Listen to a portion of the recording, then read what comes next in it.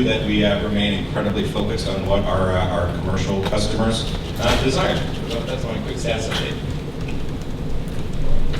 Thank you, and I'm going to mix it up a little bit. On my first question, I'm going to go to you, Sean, first, and then Will, and then over to Mitch. So the first question is, how is your vehicle going to revolutionize the status quo of access to space, and why do you believe your alternative approach is superior to traditional methods? Could be superior. And I want to make sure, right out of the gate, we're in a design phase. This may change the whole world, and because of the fact that it might change the world, it's worth doing.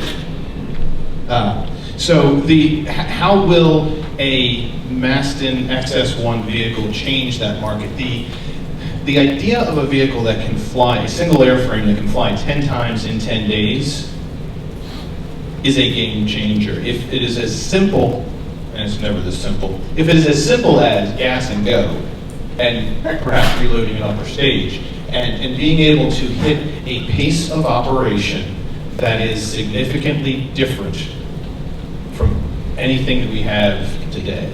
That, I think, is going to be the big change. And what it will do, even if we're not launching 3,000 pounds to orbit 10 times in 10 days, just the fact that that capacity and capability would exist at the successful completion of an XS1 program, whether it's us or anybody else, if that capability is successfully demonstrated, it then changes the math for how far in advance you might have to plan to get your assets on orbit. It will change the math, and so that's the thing that we're looking at, and how that will change the launch industry. We are not going to be doing big heavy lift, so there will still be, if the big heavy lift guys should have no fear that XS1 is going to be launching really big things. Again, we're looking at that small to medium size of the market, but just knowing that that is there will then allow a lot more flexibility to both commercial and to government customers. So that's the big, I think, change that the XS1 program and our solution will provide. It also opens up a couple other options because of the fact that your vertical takeoff and vertical landing, it has a lot of flexibility to be able to go to different places and launch and land in different places. And so that opens up, perhaps as you look at the extension beyond the DARPA program, we're looking at the fact that there will be more options to get where it is you need to go in the future. So, and to the question of how is it superior, is offering an additional tool in the toolbox. I suspect all of our answers may be somewhat similar on this, and I believe Maureen's probably would have as well if she were here. I think we're all trying to find the exact Goldilocks zone of what is the right combination of things here. To sort of echo what Sean said, there are a lot of great launch vehicles on the market already. Someone in the room could tell me, I'm sure, but yesterday was what, the 20-somethingest consecutive success for Atlas V. We've seen a lot of other great track records, even if there have been some recent blips. For the most part, there are great rockets on the market that work quite well, that have a price point that has proven reasonable for a fairly large block of customers. But I think what we're trying to tackle is something fundamentally different, and we're trying to serve a group of customers that haven't particularly been well served, largely because a few years ago they didn't exist. We are, what makes us a good fit, I think, for an alternative launch vehicle panel. You could say, well, we're not vertical takeoff and landing, we're not doing aerospike, we don't have this awesome zoom climb maneuver, our vehicle looks more traditional in a lot of senses. What is alternative about it is that it is commercially developed for a commercial audience. I'm sure we'll happily sell to the US government if they want to buy on commercial terms, but we're not developing this launch vehicle for a government development program, and we're not developing it primarily to service the government. We are developing to service entrepreneurial companies. I'm happy to always have an excuse to come here to San Jose, to Silicon Valley, because this is where a lot of our customers live. Many of these are customers that were born a few years ago when the community was sort of enamored of the Falcon 1. And then when the Falcon 1 and Falcon 1E retired, found themselves looking for a launch vehicle. Others of these companies are brand new. You know, the paint is still drying on the sign on the front door. But one thing that unites them is they are building smaller spacecraft, and they want to launch them a lot more frequently because they want today's technology in orbit, not last decade's technology in orbit. And what a lot of them have found is that secondary launch opportunities, and maybe even doing a massive bundle and buying a Falcon 9 or another large launch vehicle, works really well for the case of demonstrating technology. It works really poorly for the case of building out a business plan. Sort of the analogy that I draw is people call secondary launch opportunities hitchhiking, and it turns out hitchhiking to space is a lot like hitchhiking here on Earth. You don't get to pick exactly when you leave, you don't get to choose exactly where you get dropped off, you don't get to choose what route you take. There's lots of rules about what you can and cannot do in the car. And if you're 21 years old and just trying to see America, that's probably fine. If you have somewhere you need to be and a time you need to get there, that probably doesn't work for you. You need something much more akin to calling an Uber and getting to leave when you want to leave and getting to arrive exactly when you want to arrive. And that's really what we are trying to develop. Make it so that companies that have been flying as a hitchhiker can all of a sudden be the driver of the car, can pick the orbital destination, can pick the launch site, can get out of the single file line that Mitch described very eloquently, and don't have to pay an exorbitant premium in order to do so. Pay about the rates that they're familiar with paying on secondary launch vehicles. I think once we do that, that is really an enabling technology for all the cool companies like you see here in the Bay Area, your Planet Labs, your Skyboxes, your Spires, all the other ones that are, many of whom are here in the audience. I think all of their business plans do get supercharged when they all of a sudden get a lot more ownership and authority over their right space.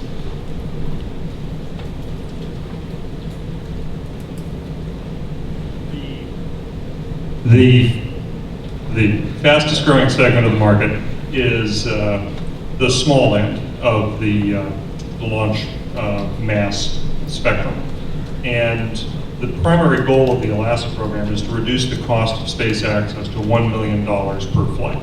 That's very aggressive. We have to do a lot of very different things to make that happen. Have to develop automatic flight termination systems, space-based telemetry. We have to do an almost automated orbital object collision avoidance analysis, which is a profoundly difficult project. I don't care which object I'm not going to be hit as long as I don't hit it. So we have to develop some substantially new ways of doing business. But the payoff is exactly as Will described it. You know, we first started an air-launched space launch vehicle in 1990 with Pegasus, and since then, roughly 15 generations of Moore's Law have passed. I think you could make a persuasive case that a 100-pound satellite today is as or more capable as a 1,000-pound satellite was when Pegasus was brand new. You know, maybe not, you know, the apertures don't scale the way electronics do, and you know, you could quibble over it, but I think you could have a good conversation on that subject. So ALASA is there to simplify the entire access to space problem to, you know, one instrument, one bus, one launch, one orbit, not that many people in the room, and right now on ride shares, the administrative costs alone of additional coupled loads analyses and so forth arguably exceed $1 million per flight. Someone bears those costs. Sometimes it's the primary payload provider who offers rideshare opportunities as a service to the community to foster new technology, to invest in people. But in general, it's not something they prefer to be bothered with. And of course, if the primary payload runs late or gets heavy, the rideshare stuff gets booted, which is a profound risk to take when your program, and particularly when your business plan depends on timely access to space. Additionally, there is no affordable way to launch just one small satellite. When you have a constellation of satellites up in space, your business plan will in the long run depend on maintaining that constellation. Satellites will break. To replace a single satellite alone with a conventional launch vehicle is so profoundly expensive that you would probably instead take the risk of putting many satellites on orbit all at once so that you have a hot spare ready to move in. It's a good idea, but space is not a great warehouse. You know, the conditions are harsh, and your satellites that are spares are going to suffer the same degradation as the ones that are operational. So in the long run, ALASA is there in part to make the access to space so routine and flexible that the rideshare of the future is, here, have an Alaska, go away, you bother me, on the part of primary payload providers, rather than having to do more complicated things and longer and more detailed business arrangements. Sean, you're obviously developing your vehicle specifically for the DARPA program, XS1. What are you envisioning in terms of ability to use this vehicle for in the future on the commercial side of the equation? And also was wondering from the DARPA perspective with the ALASA program, have you guys been having discussions? Obviously from the defense standpoint, you need access to space on demand and from locations that are not just East Coast, West Coast ranges. Have you started thinking about the commercial applications beyond that? And so maybe Sean start. Sure. So the first piece of that, this is the first time that I, and the first time our organization has picked up a DARPA program of this nature. So when I talk history, I have to trust the people that have told me the history. From a historical standpoint, the objective in the XS1 program was to limit all of the conditions that have to be, try to make it a as wide open as possible design space. And so the first piece of that is it's allowing us to come up with a creative solution.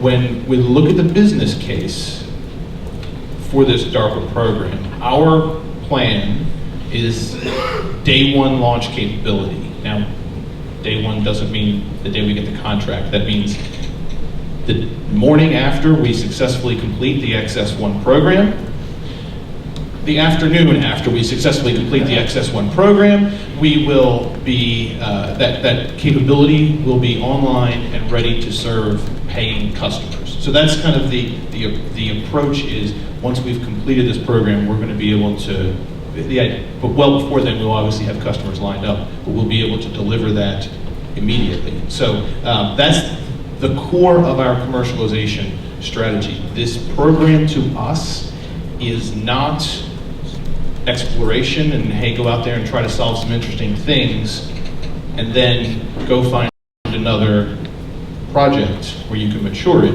It is tying the objectives that we have had for a long time to a great funding source. And I'll be honest with you, this program was a little bit earlier than what I would have, if I had to choose when this would have popped up, I would have put it a little bit further out. We have development plans. We have other orbital capabilities that were kind of on the technology roadmap. This came on a little bit sooner than I was ready for, but it didn't matter because the opportunity was there and we had to move when it showed up.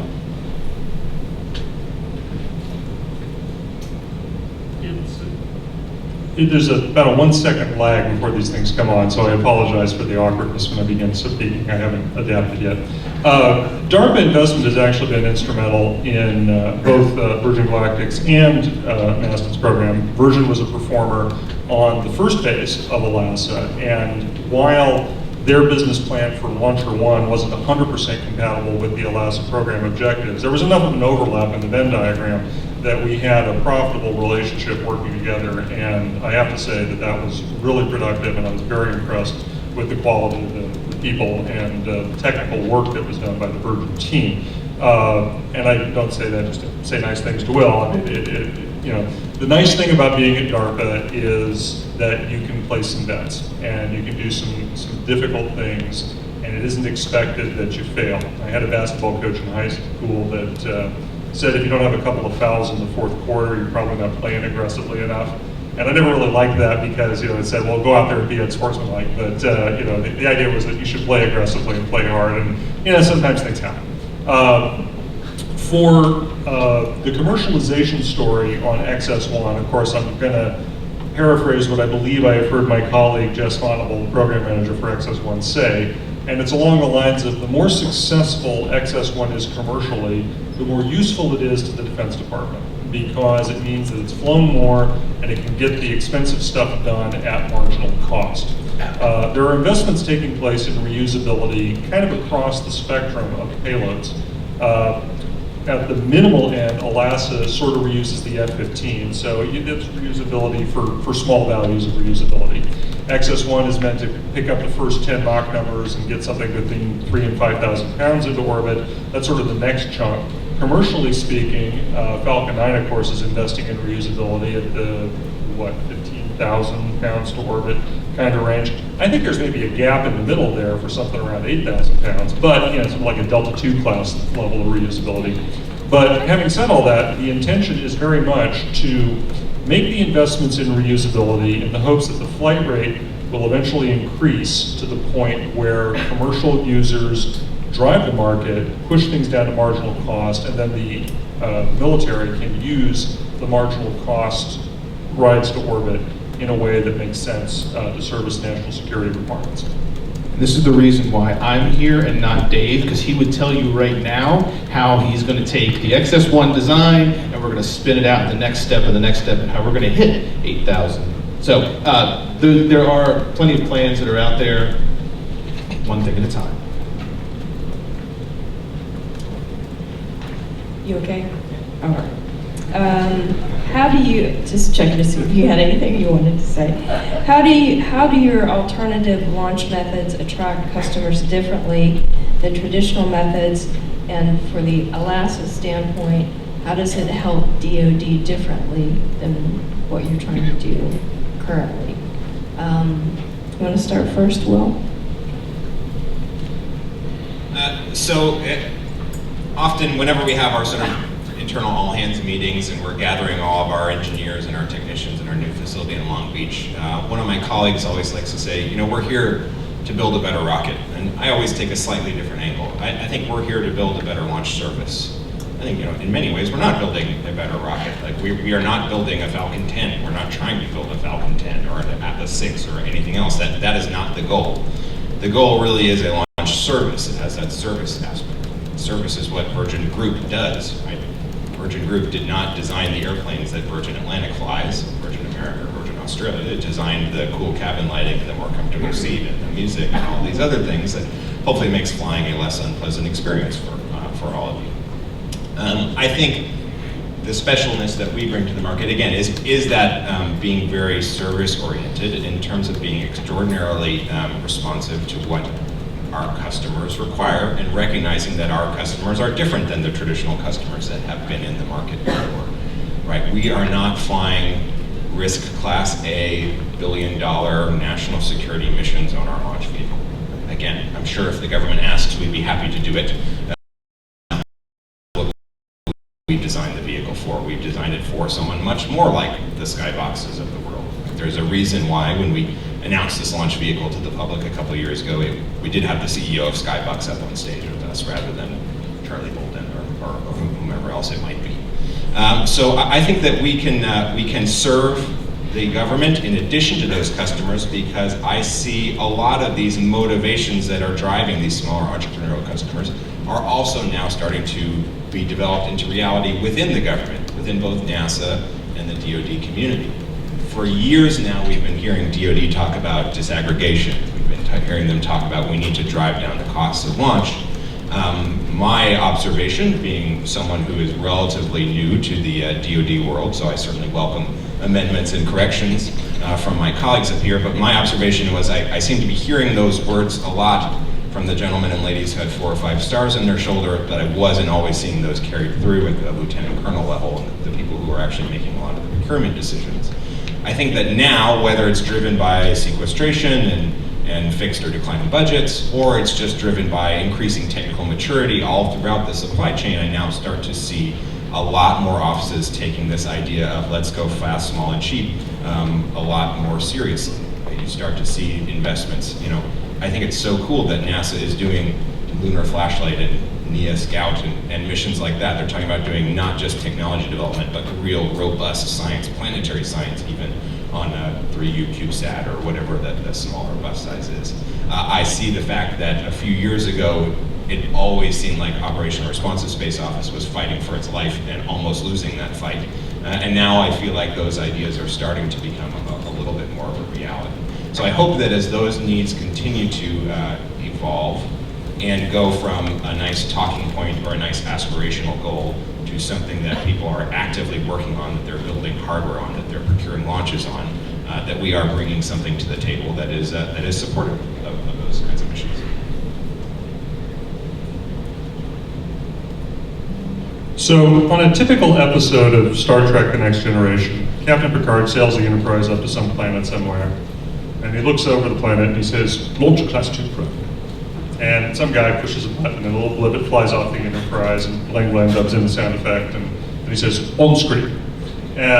So, think about it. The guy speaks 7 words before the first commercial, and he's looking at imagery and sensor data on a targeted planet. We can't do that now. Now, okay, it's not the 24th century or 23rd century, whichever century Star Trek takes place in, I don't know, I forget. But I've watched progressing about this stuff, so please forgive me. But, we don't have, if a combatant commander says, "I'd like a satellite to fly over this particular spot on the globe because, I am deeply suspicious about what the French are up to today, this particular spot in the Rhone Valley," then his staff has to say, "Boss, we're going to have to palm for that." That means, about a 5-year process before much of anything happens. It is not going to be before the first commercial. So one of the points of ELASA is to try and make things work out so that the interval between desire and gratification shrinks to 1 day, so that the cost of putting something into space shrinks to $1 million. $1 million is not a nice round number. I mean, it is a nice round number. It's got lots of zeros at it, 6 of them actually. They're all very round, but depending on your font. But the point of it is to drive the cost of space access down to a level that is comparable to a tactical weapons release. So when a first lieutenant in combat, according to the rules of engagement, releases 2 AMRAAMs from her F-15 to shoot down an enemy target, she spent about $1 million. A little more than that, actually, if it's AMRAAM-Ds. So, the idea of, I don't expect first lieutenants to be making on-the-spot decisions about whether to launch things into space anytime soon, though there's no reason they couldn't if there was structure and rules of engagement for that. But the idea is to push the level of resource commitment for space access down to a tactical level, so that when a combatant commander says, "I want a picture here, I want a GPS gap filler there, I'd like a new precision nav and timing source here, I'd like to get some SIGINT collection there, and fly something temporary and cheap below the ionosphere because, there's a bunch of stuff that bounces off the ionosphere from underneath that I'd really like to listen to," we can make that happen. Right now, there are always 2 guys that do space that are sitting in the back of the Air Ops Center, and those fellows are generally there to pretty much hand the menu to the boss. This is allowing you to order off the menu and say, "Hey, can chef do a grilled salmon? I see it on the menu for the salad, but can you grill it?" Sure, we can make that happen for you. So that's kind of the point of ELASA. We have sort of 4 big goals: affordability, $1 million a flight, responsiveness, interval from desire to gratification being 24 hours. And the point of that is that the circadian rhythm of the Air Force in particular is the air tasking order or the joint tasking order. It's a fairly structured process, and it works on a 1-day cycle. There's flexibility, which is the ability to go down and chase the orbit you want, because with an air launch platform, you have free access to all 6 orbital elements. Rather than having to wait for the orbital track to fly over your launch site, or your launch site to roll underneath the orbital track, depending on which frame of reference you prefer, you go down and chase it, catch it, and then fire into it. And then finally there's resilience, because really we're kind of 1 earthquake and 1 hurricane away from being out of the space launch business. And that's simply not tolerable in a country that has become as dependent on its space assets as we have. So that's kind of where ELASA is going. I'm in such vehement agreement that I forgot the question. But I want to offer one additional point, because everything they said plus. For those of you in the audience that want to access these types of systems, the fact that this is a panel, not a presentation, is kind of the point. No matter, and there's others besides us that are looking to provide service to you to get your assets up on orbit. And so the fact that you have multiple systems that are in development, just 3 represented here, should give you great confidence, because if there was only one and you had to bet your business on someone else making good on their bet on their business, that's an awful lot of risk. The flip side is, I'm very glad that you are all out here, because it means that our business providing launch is not betting on a single customer. So I think as it applies to how is this alternative launch idea changing the market, I just wanted to make sure to reinforce that. That's in fact a fantastic point, because, honestly, a bunch of different people trying to do related things is a good validation of the fact that the market for such things exists, both on the payload and customer side and on the launch side. I have been to this party before. Rocket Plane, of course, is about a 20-year-old enterprise that I believe the wheels have come off and they've been bolted back on and they fell off again. I'm not sure what the current status is because it's way in my past. But there was a time when we all figured the teledesic winter was coming. And the sky was going to be dark with all the commercial satellites that were going up there. And there's a bunch of reasons that didn't happen, not just with teledesic specifically, but with all the other commercial satellites. But the fact that another generation has passed, technology has improved, weights have come down, abilities have gone up. All of these things are very much confirmation, I believe, that it's time to do something like this. And whether Alassa is successful, or whether Maston is successful, or whether our absent friend Firefly is successful, or those New Zealanders with their electrically driven rocket pumps are successful, all of that is, I think, confirmation that it's probably time to do this. So this line of conversation leads to a different question, which is, given the dramatic increase in the small sat market with OneWeb and also Google SpaceX, Skybox, why is this time different than Iridium or Teledesic? And then also, what we're seeing emerging now, what are the weak points? You want to start out, Sean?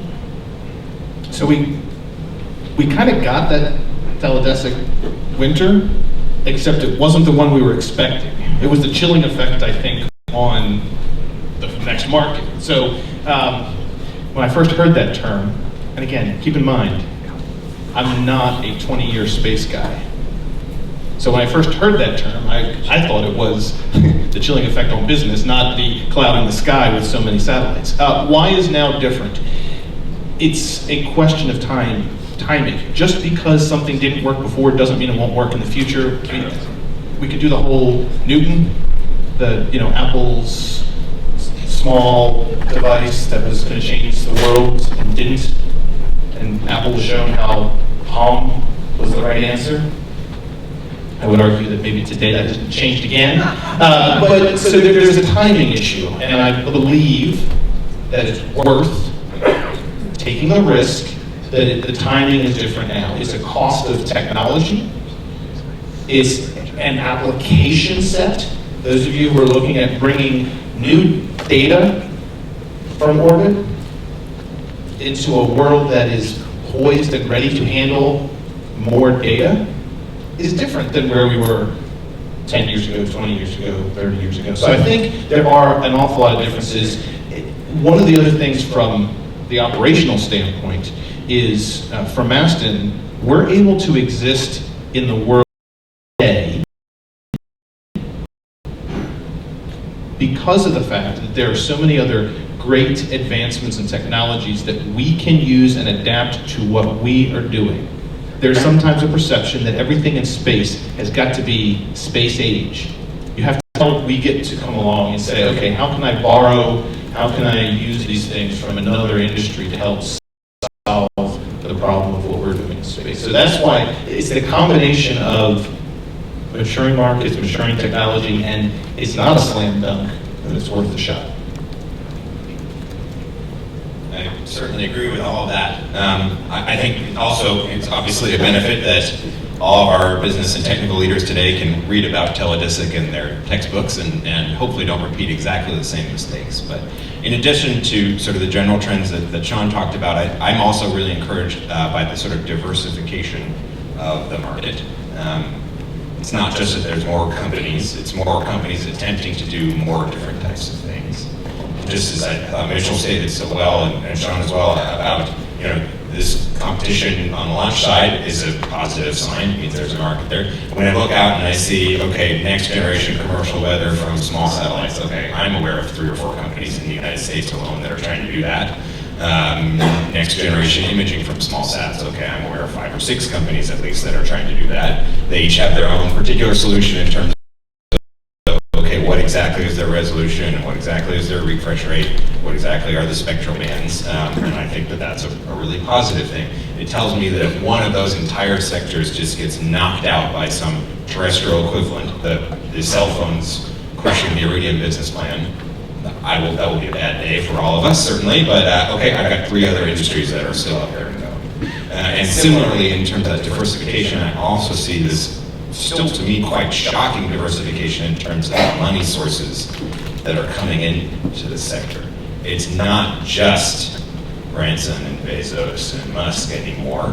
Those players are all still quite active, and as someone who's paid by one of them, thank God for that. But you all have noticed this, right? Not a week goes by now without another press release of a small sat company raises $50 million Series A round.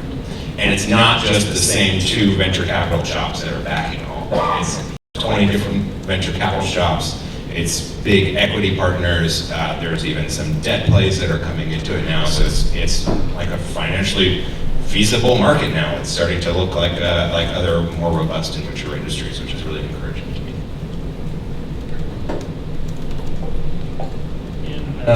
In 2000, which I tend to think of as a space Iliad, because it didn't, lots of competition, huge personalities, lots going on. I had a wonderful conversation with a very smart woman named Rachel Villain, who works for Euroconsult in Paris. And she pointed out something about the satellite constellation market that made me realize that our expectations at that time were naive. And so let me sound a small cautionary note about this.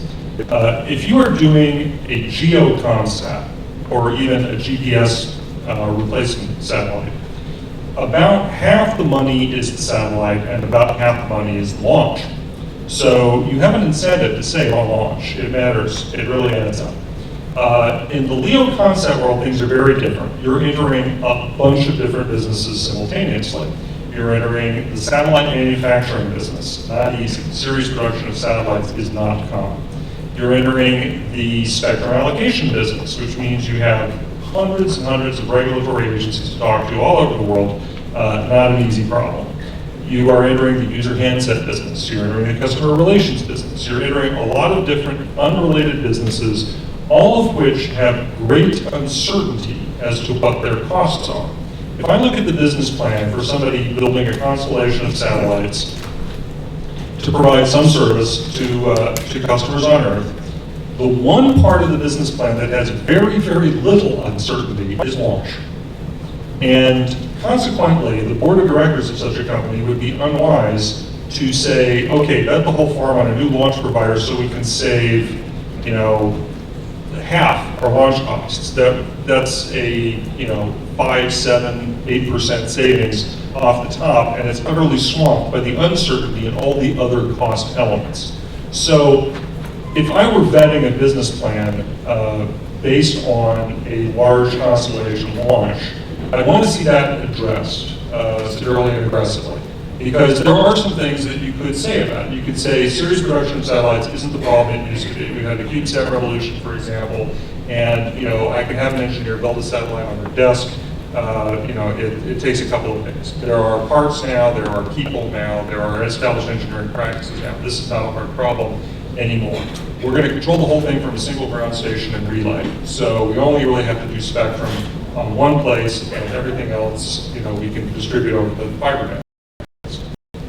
There are ways to address those shortcomings, but it's worth pointing out that launch has a very low uncertainty in its cost. You can even lay off the risk of losing a satellite with insurance now, and you have been able to for a good couple of decades. But the fact is that that's a small segment of the total cost of the LEO Comsat program, the LEO imagery satellite program, or any of the other things you do with satellites. It's generally smart to seek relatively pricing-sensitive customers for that, and of course the DoD is the ultimate pricing-sensitive customer, and I don't mean to say we squander people's money. We do, but that's not the intention. Please nobody quote me on that. Brand, oh, please, thank you. The point is that we have national security needs that have to be serviced, and we'll do what we have to because the most expensive thing in the world is the second best military. I guess to argue with yourself just for a second. As the board member looking at that plan, and you say, okay, cost is pretty well known. What about time? What about your single file line? Well, I don't know. What do you think, Mr. Bobo? Oh, I think Mitchell's completely right about that.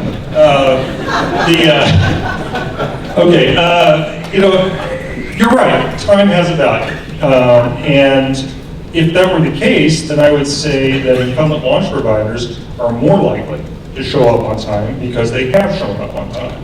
That they're established in the market, they know how to mitigate those risks, and even the uncertainty in the single file line, yes, the NRO, if they have a big national security satellite, will roll right over you. But, I think there are ways, especially for the small solid rockets, to stay on the pad for a while without severe degradation. And consequently, I think that those sorts of payloads have probably better scoring in terms of timeliness than taking a wager on an unproven and demonstrated launcher. Once you've got the thing done and on orbit and in the marketplace and so forth, once the capability of saying, multi-cost mode, is something that is realistic, then yeah, timeliness matters, and it even gets down to a point where mission assurance becomes, well, we'll give you another launch if it breaks. But that's a place that you don't get to very quickly. So for any small companies that are thinking about it, you just got 2 board members for free right there. Well, I was just going to comment on what you said about the ventures that are moving forward. I was fairly impressed with the news release from OneWeb for $500 million in investor funding so far. But really scanning through the diversities of the investors and the fact that you've got companies like Coca-Cola and Airbus, and I would not try to pronounce the enterprise in India because I'm afraid I would not do the pronunciation justice, but ground operations in Africa and Asia with that enterprise, and then also the Salinas Group in Mexico and Latin America. That was pretty impressive when I reviewed the list. So, and I know Launcher One is going to be a big part of that. So, congratulations. Does your vehicle possess, or will it possess, a unique advantage, and how is it better than your competitors? And when I say competitors, particularly if we're talking about a traditional launch vehicle where a small satellite might go on a secondary payload, that's not really what I'm referring to. I'm really talking about the small launch market and the operators that are emerging in the field right now. You want to go first, Sean? In the prep, I said I really like a panel that has a fight, so she's been trying to get us to fight. I will tell you that the Maston position right now is that we are looking at a slightly larger payload class, and that just happens to align with the DARPA requirement, the 3,000 to 5,000, and anything in that either side of that is a larger payload class than some of the other new entrants that will be at the smaller end of the spectrum. The question that I don't know the answer to, but I'll be intrigued to see, will smaller satellites maintain their smaller form factor, or will there be enough demand that they're going to grow, not large size, but will there be an interest in growing either individual satellites or a need to grow to, in the multiples question, do they need to go up at the same time? So I don't know which market reality will exist, but one of the things that we will be able to offer is a larger mass. Yeah, I mentioned earlier, I think each of us is trying to find the Goldilocks zone, right? And there's some complex equation that takes into account both absolute price and relative price per kilogram.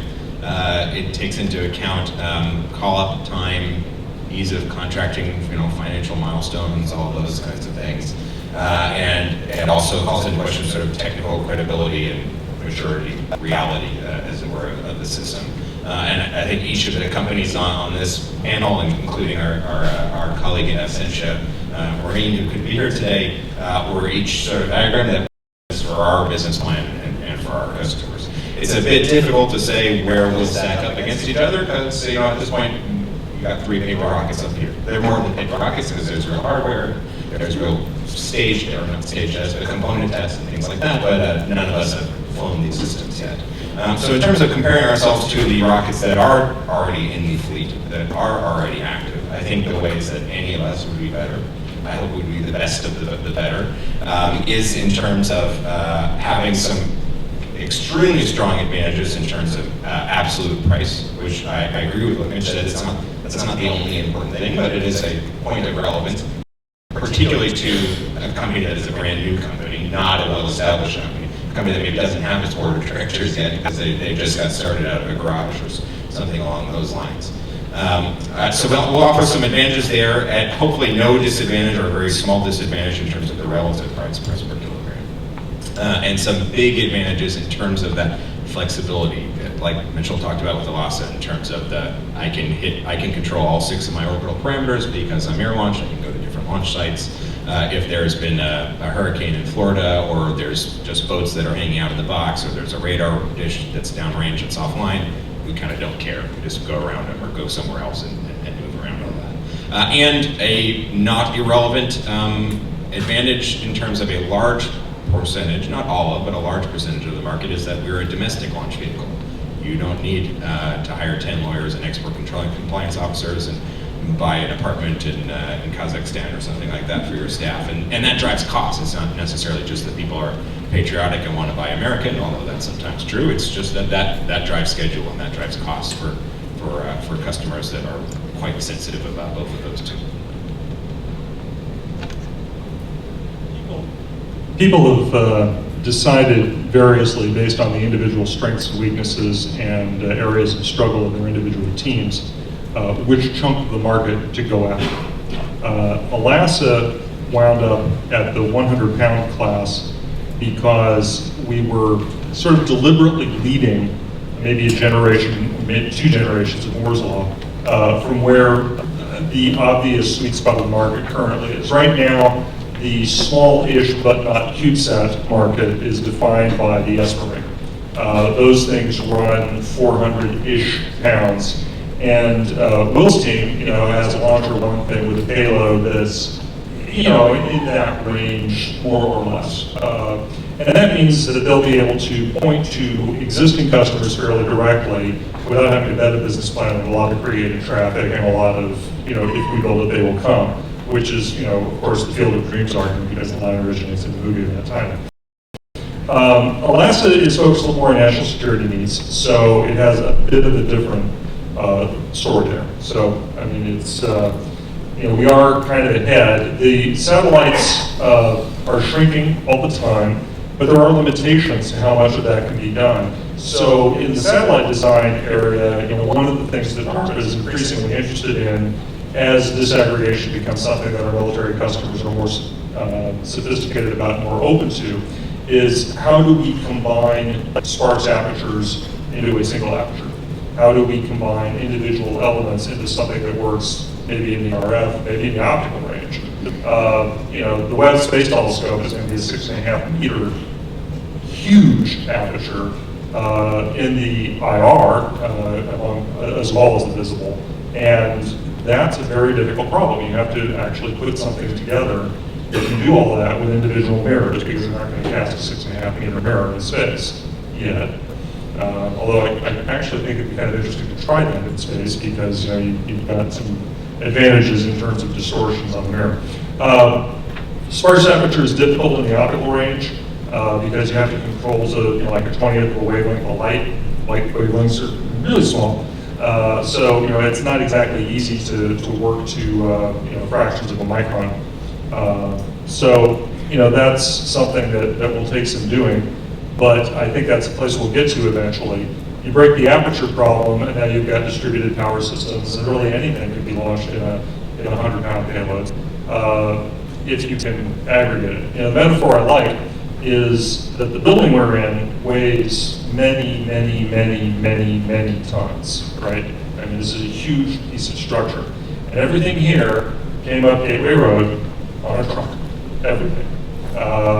So you can build very big things if you can aggregate individual things. And we don't have to have an optical quality aperture inside the building, so that part's fairly easy.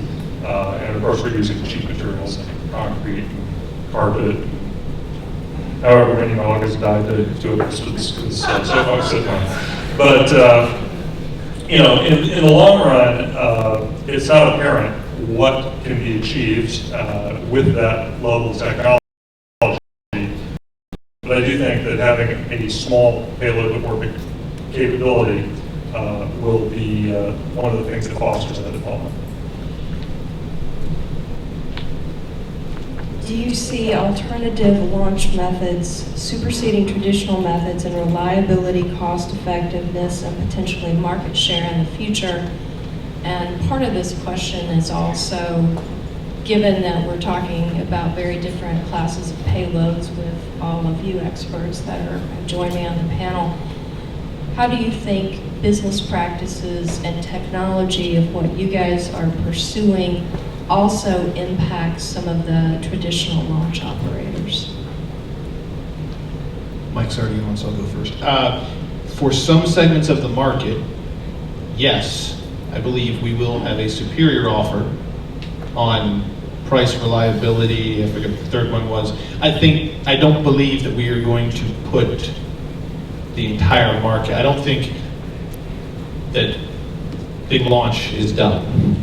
There's plenty of things that this market that we're talking about will not necessarily serve anytime in the near future. So I'm not forecasting the end of anybody else. But for some segment of the market, we will have a compelling enough value proposition on those things. It may not be, strictly speaking, dollars per pound, but I do think we will have a superior offer once you factor in time and accessibility and cost and all of those things together.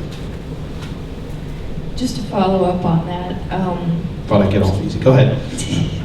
So potentially superior in a variety of different areas, but also do you think that some of these NewSpace companies are making an impact on more traditional launch companies in the way that they're either pursuing technology or business practices? Yes, I think we're seeing that. I think from what I've seen, some of the legacy companies that are currently providing access are responding to the entrance of competition even before that competition is fully up and running. So I think, yes, it will change.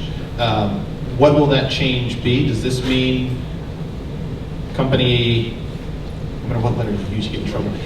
A certain launch company is about ready to say, great, whatever the lowest price per pound is, that's the thing we're going to match? No, I don't think that's going to happen. But yes, the market is responding. There are offers today from existing launch vehicles that have been tuned because of the work that we're doing. I would say that there's probably at least one launch vehicle provider that has arguably reached the end of the life cycle. I think that Pegasus launch is sufficiently seldom nowadays that a good case could be made for doing the rest of the manifest and then maybe not. But there, with a variety of launch vehicle providers, there are different things that are good for different payloads. You'll never launch a person into orbit, even a very small person, on a lab. Not going to happen, unless maybe in pieces.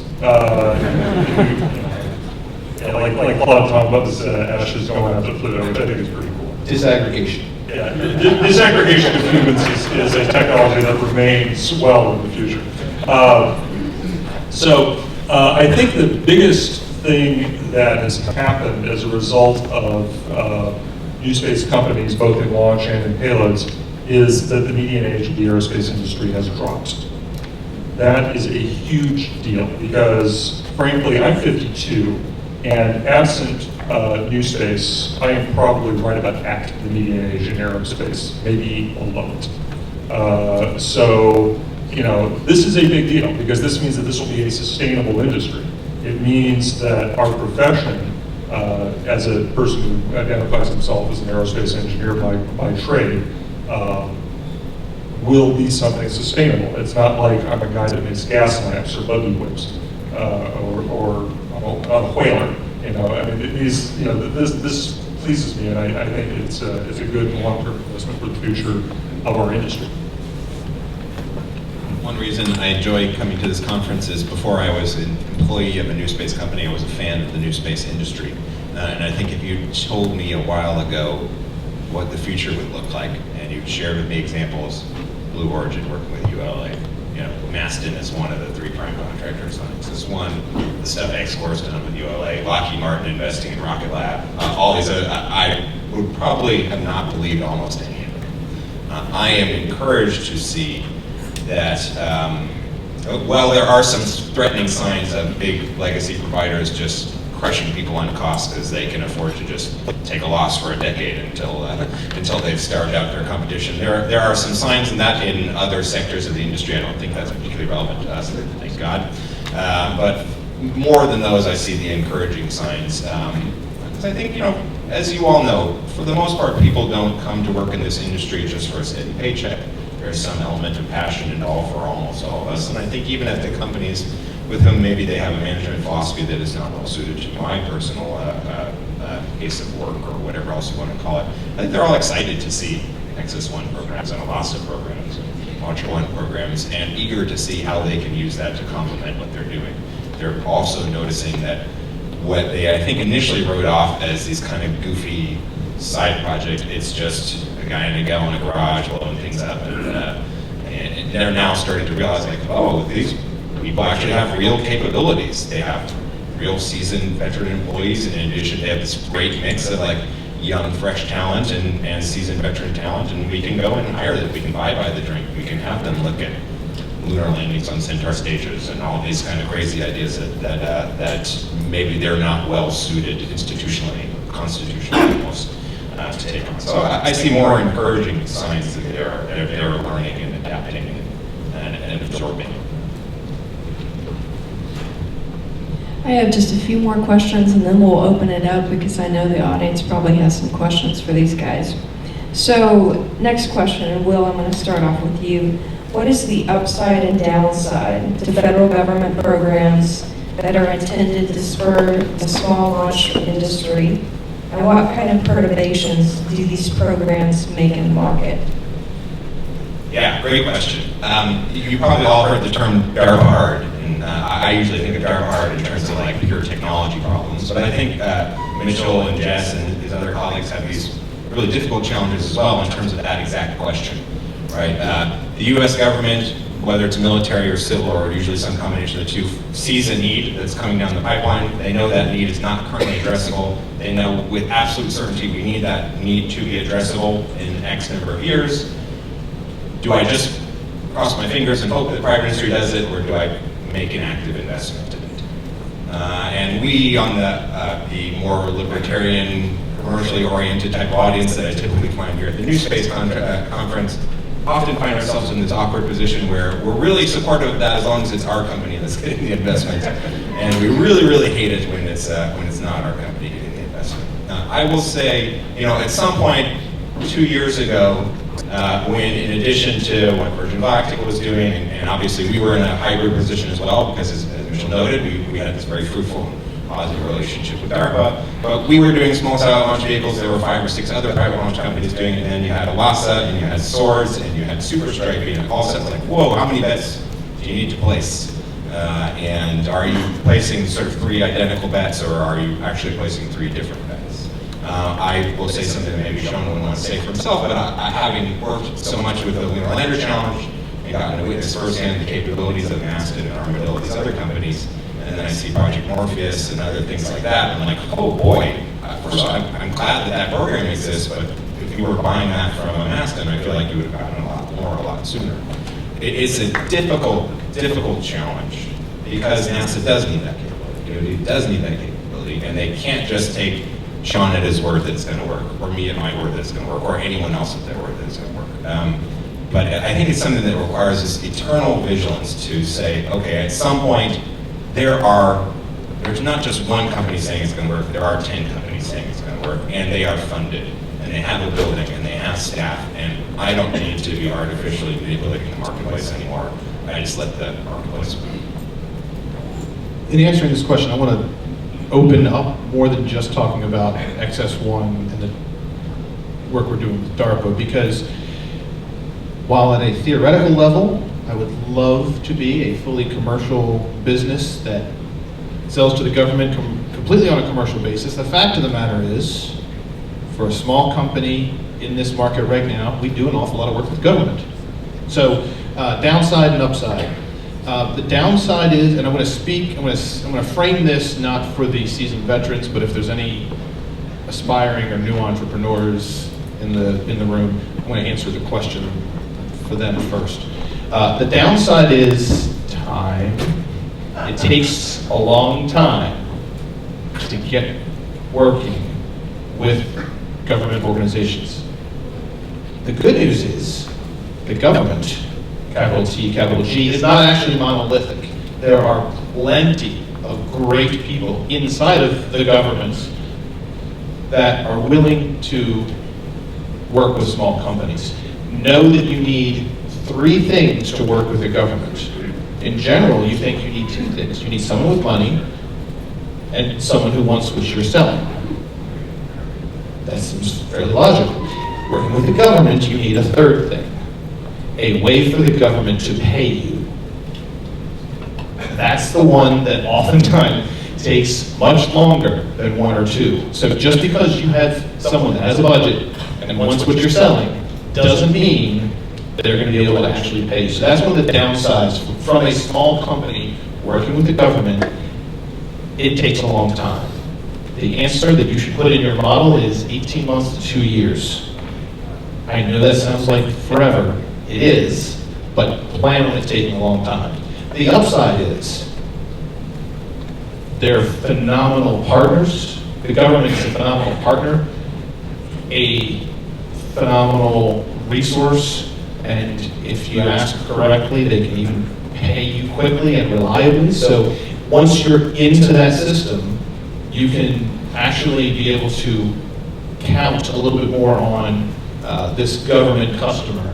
And believe me, as I said at the beginning, I would love to be able to provide all of my services to you on a commercial basis, but the unfortunate part is that at least what we're offering today is just not there yet.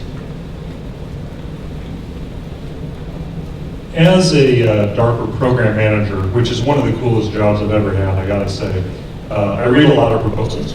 I read a tremendous number of proposals. And for some reason, a lot of the wackier ones get vectored to me. I had one out long ago for a time machine. My response was, well, it doesn't really matter when I found it. What do we want? Time travel. What do we want? That's irrelevant.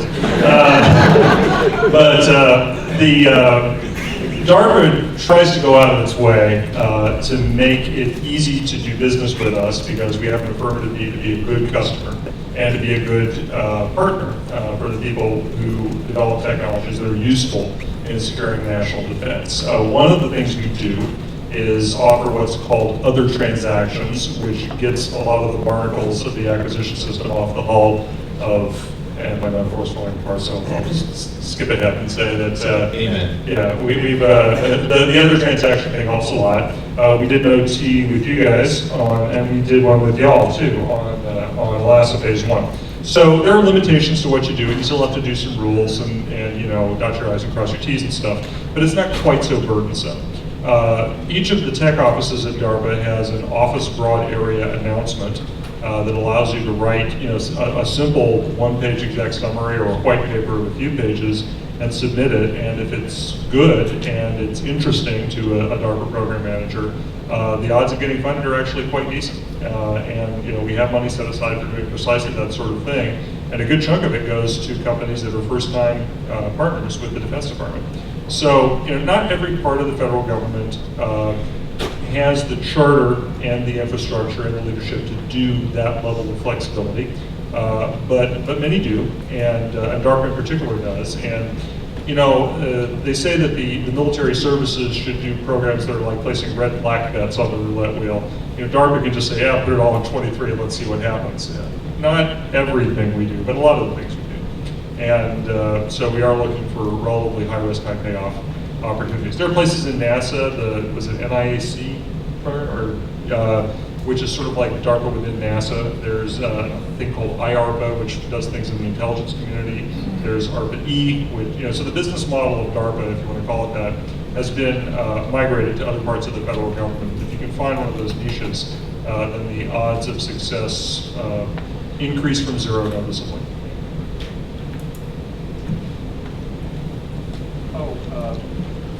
One other thing. We don't require any equity either, just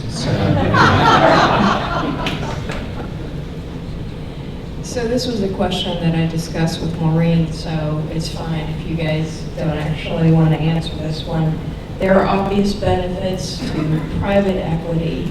What are the downsides? Ownership. Well, yeah, I mean, that's The beautiful setup. I appreciate that. First of all, your board member here just gave you a gold mine. Seriously, small companies.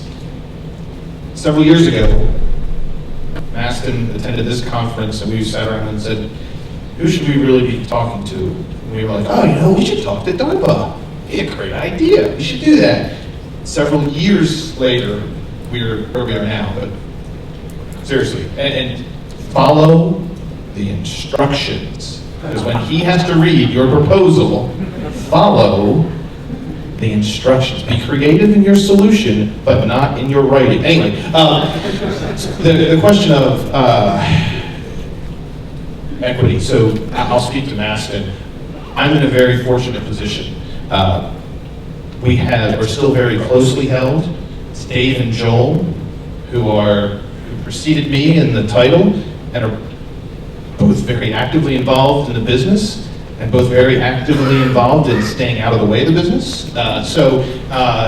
From our perspective, we're actually in really great shape. We have run the business off of revenue for many years. At some point, we will have to make that change. And one of the things we're thinking about proactively is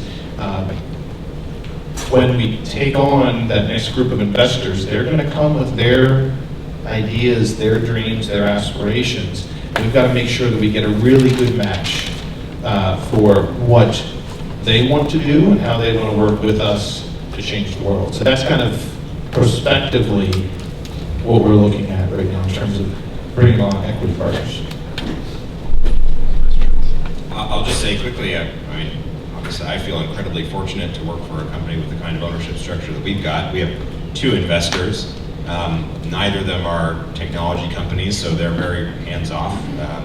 There are also ITAR issues, so they don't even get to do a deep dive into some of the things. And we didn't have to. We're not a publicly traded company that has to be slavishly focused on the next quarter's earnings call. We have investors who are capable of looking out not just a quarter or two, but looking out a year or two, or maybe a lot more than that. And that's has clearly been the case with our investors. So I'd say it's nice work if you can get it. The main problem with equity investors traditionally has been that there aren't that many of them that are interested in our sector, but I see that changing pretty quickly. That's encouraging to me. having been a private company previously in my life, or having run one, and sold a big chunk of it, I can say that, you reach a certain point where, you're running things out for revenue, you've got people working, you've got a building that you rented somewhere, you're making progress, but, you don't want to own 100% of nothing. So you make that compromise, and the bargain is sometimes Faustian, and Helen of Troy is generally not included on the term sheet. So, but in general, it's worth doing as long as you can protect your interests.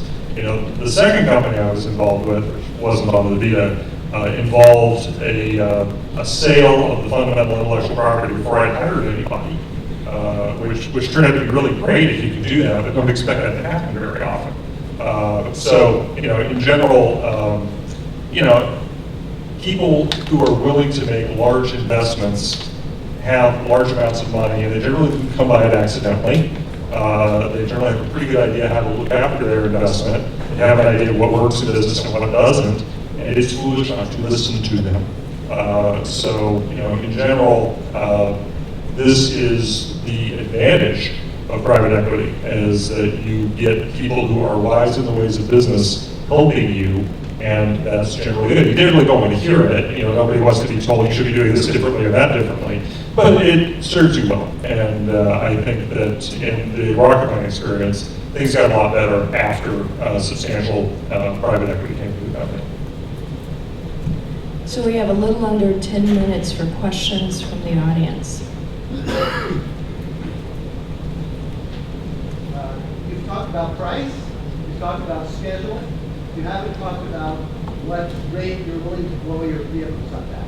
1 or 2%, 10% makes a big difference in terms of cost.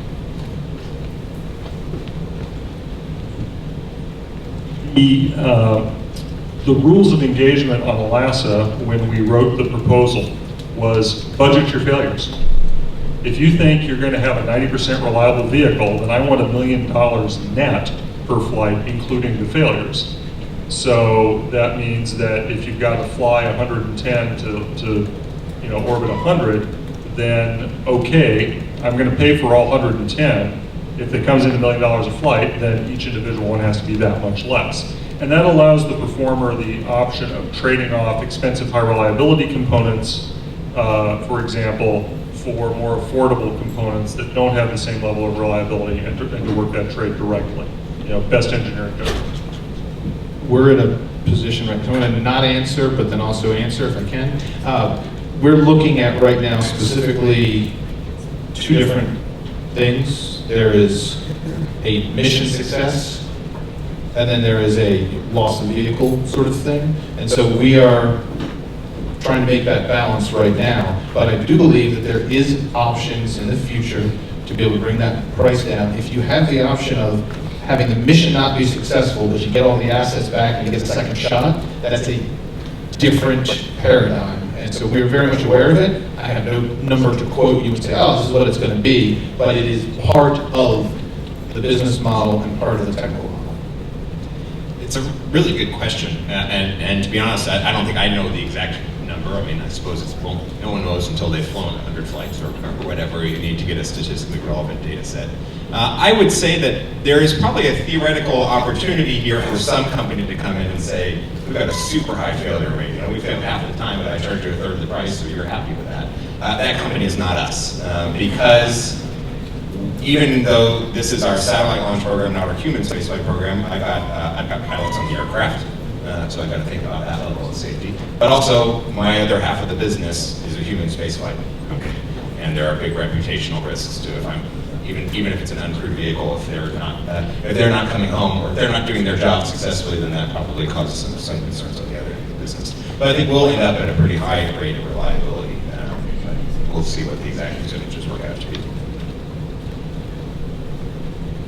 Wondering if you're working up any standards in terms of payload adapters and things of that nature, because you have a variety of companies vying for these projects. So a standards board sounds like would be appropriate. Mitchell referenced earlier the ESPA class standard and the ESPA Grande class standard as being sort of the closest thing existing to a standard. As he mentioned, our vehicle ends up right about that level, and I'd say that's no accident. So companies that have learned that before, I think will find it easy to fly with us. We're also looking at a lot of the other existing and emerging standards for things like dispensers for CubeSats. I know there's a couple of them out there. We're trying to prevent you from being required to reinvent the wheel unless you would care to do so. At the moment, I don't have it's a consideration, but I don't have a firm standard that's a little further down in the design criteria. Enzo Vio, and again, we spoke a little bit at SpaceX in Long Beach. Other than cost, since everyone is driving them around, it seems like launch companies are competing on convenience in the respective market. And as Mr. Clapp said, or was alluding to, satellite companies kind of wonder why they should go with a new company over an established model. So it kind of seems like a chicken and egg problem. And with the NASA Venture Class launch contract, which was closed last Monday, my question is, what advice do you have for new launch entrants to the market, and what other aspects can you compete on? We're full. We don't need any more launch providers. Thank you very much. It's a trap.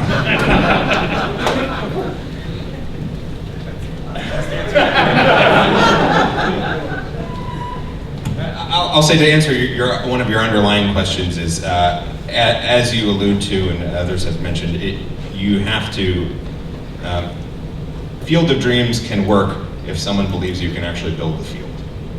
If you have never owned any property and you don't have a gardener and you don't know the rules of baseball, probably no one's going to come to your Field of Dreams, right? So it is very important to establish some level of credibility, and that is a complex, multivariable situation that involves technical leadership, but also funding and the right framework of other stakeholders and partners. So if you don't have any idea what the FAA AST process is, or the relevant DoD processes, whatever's relevant to your world, if people start throwing out some of those, some of the regulation code numbers, and you're sort of sitting there cocking your head, then that probably is going to end poorly for you. If you can be a company of all 21-year-olds for whom this is your first job, but you're going to need really solid answers to the others of those questions if you can't say, well, I built the Falcon 1 and I built the Atlas 5, so I know, trust me, I know what you're talking about. You have to find your right mix of those things, but you probably need to check you need to check all of those boxes at least a little bit. I'm really torn on this because I want to be encouraging. So besides my flippant answer, I want to encourage innovation, entrepreneurship. I also am well aware that there are new entrants that are coming up behind me, behind us. I will tell you that what I see oftentimes from the very early stage of, oh, rocket parts are cheap. And they're like, oh, a vehicle should cost only, anytime I hear the word only, I know there's a problem. And a lot of times, as Will mentioned, those are folks that don't know all of the other stuff, all the old jokes about rockets fly on paperwork and all that other kind of stuff that goes into it. So I want to be encouraging. I will tell you, Virgin hasn't been at this for just a year or two. Aston has not been at this just for a year or two. Your period of jumping into this launch business may or may not be on its way to closing this particular round. There are other things. If I was starting today, I don't know, and I've said this before, Dave was brilliant and crazy to start this company. I would not be here today if he hadn't taken that crazy risk. But I don't know if I would say, I would advise him to take that risk. If we were going to go back to square one, I wouldn't say today is the day to do it in launch. I would say, look at another thing in space. There's great opportunity. The market today is different than it was 11 years ago. Let's try and get one question. Oh, time is up, but go ahead and ask it. Let's see if we can run through it quickly. Okay, given there's going to be this new ecosystem of companies that will be launching dozens and dozens of times every year, how are organizations like the Range Commanders Council and the FAA going to accommodate this new paradigm of vehicles that will launch not from Eastern Range or Western Range, but from potentially anywhere? And how will that affect the business operations of these high flight rate, non-traditional vehicles. We're working on that one. We'll get back to you soon. Thank you for finally asking our moderator a question. Great. So we are, at the present time, actually working on launch sites that are in the interior of the U.S. Now that necessarily limits the type of operations that can be conducted, particularly if you're going to be going over land and you don't have, or you do have a long time until you reach Louisiana and the coastline there. That's going to be very different operations, but we're actually engaged in it right now. We've already licensed 10 different spaceports, and we've got 9 right now that are pending. So we are actually in a fairly decent rhythm in regards to licensing launch sites across the U.S. Is FAA going to back off on like launch license applications as well in terms of the time required for that? Back off of the time frame, you mean in regards to what our time requirement is? Yes, like if I want to launch a dozen times a year and FAA says it takes me a year to obtain a launch license, that takes away a lot of the responsiveness in one bureaucratic stroke. I don't expect that. What I would expect is if you're actually in a process of conducting routine operations, that makes it very different in terms of the license that we can grant potentially for a block of launches, which is actually what we do right now for some of the SpaceX launches for cargo resupply to the International Space Station.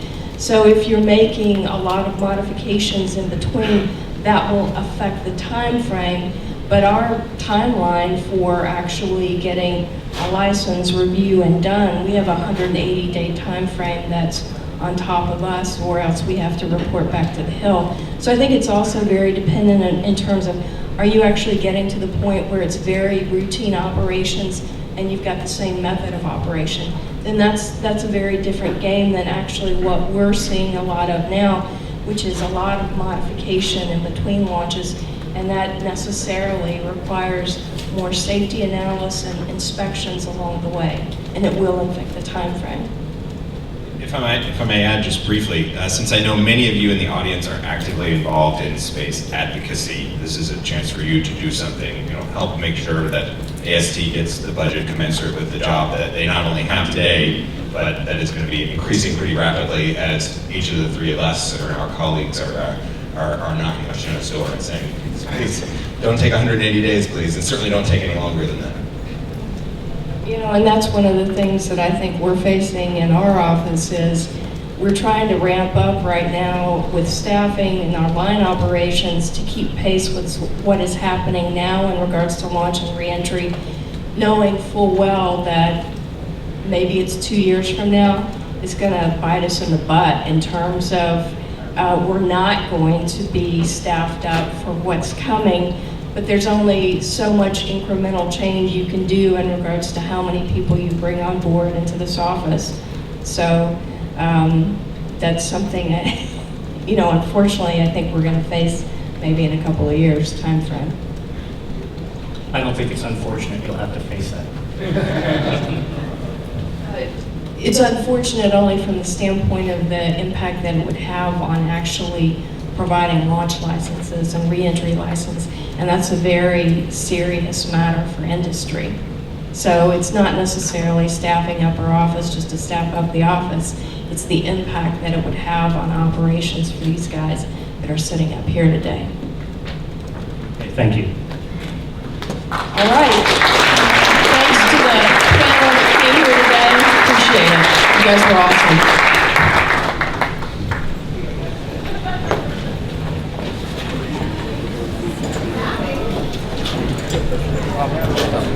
Thank you, Shanna, Will, Mitchell, and Sean. I'm sure that I speak for all of us when I say that we are looking forward to the future of your respective vehicles. So at this time, we're going to, for those of you all that purchased lunch tickets, we will be having lunch in the Sierra Room. Programming will continue at 1:30 with the NewSpace and Traditional Space panel sponsored by Keysight Technologies.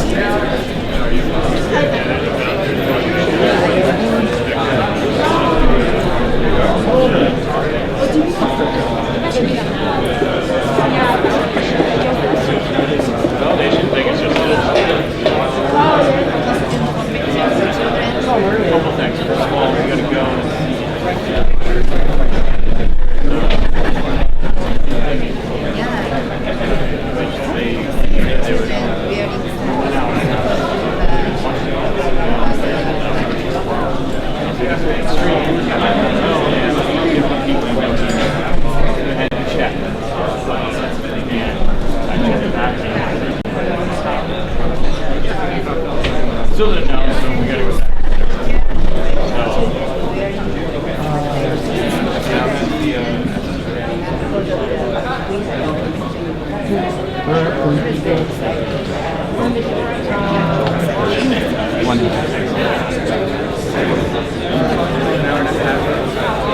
I was running the stream. Yeah, so there was last time I was here.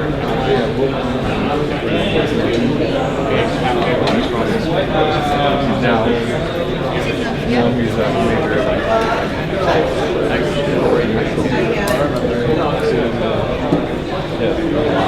he's the one that we emailed.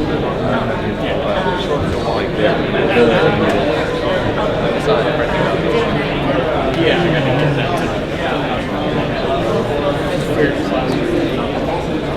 I have no idea what going on. So I'm like hitting set, scared to hit. You have no idea what it is? This is pretty streamlined. Like I pulled up my phone.